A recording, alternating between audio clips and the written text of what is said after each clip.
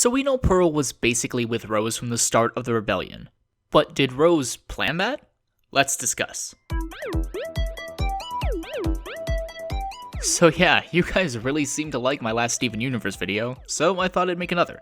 And I have more about this at the end, so stay tuned. But to start this theory, I'll say from the get-go that it is more based on speculation, as we don't know exactly how the rebellion started. So until we find out, a lot of it's just kind of up in the air. That said, I personally think this theory makes sense, but we'll just have to wait and see. What I'm proposing though is that Pearl being the first member of the rebellion was no accident. What I'm suggesting is that Rose wanted a pearl, specifically a pearl, to be part of her rebellion as a symbol. A common pearl. A gem who, as we've seen, always seems to be at a diamond's side, who is meant to just stand there and look pretty. Surely if a gem like that could rebel against the diamonds and learn to fight, any gem could.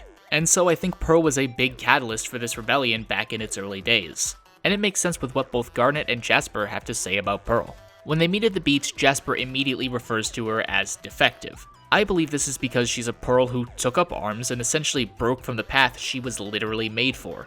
And then in the answer, Garnet, in recalling the events, describes her as a, quote, terrifying renegade Pearl. I think for similar reasons. A Pearl defying her purpose with what seems like little to lose? Yeah, that's a bit scary. And I think both of these descriptions are apt in how most of Homeworld probably saw Pearl. But I'm willing to bet Rose knew what she was doing. Because, and this is true for Garnet as well, both her and Pearl represent this idea that you can break from your predestined path, and that idea held a lot of power. The rebellion wasn't just about protecting Earth, it was also about the freedom to be the kind of gem you wanted to be.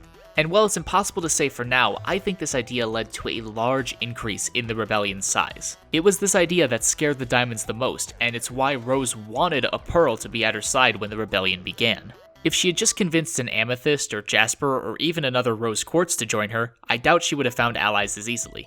Quartzes were meant to fight, so they still would kind of technically be doing what they were made for. So that message of breaking the mold, I think, loses a little bit of steam. Like I said earlier, a lot of this is basically just speculation, but I could see it being part of Rose's plan from the very beginning.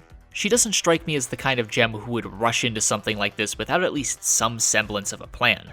And we know from Rose's scabbard that by the time the rebellion started, Pearl was fully committed to Rose and her cause. So even though Rose gave her the choice not to join her, she did anyway. All calculated by her to send this message of defiance to gems far and wide, ensuring this rebellion would blossom into an all-out war.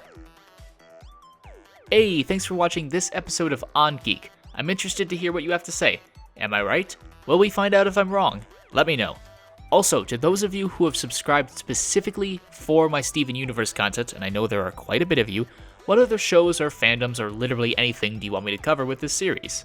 I will still be making Steven Universe content obviously in the future, but I want to spread the love around because this series is called On Geek, so anything is on the table. Let me know down below. Until next time, be sure to like and subscribe for more, and be sure to check back next week for a brand new On Geek. See you then!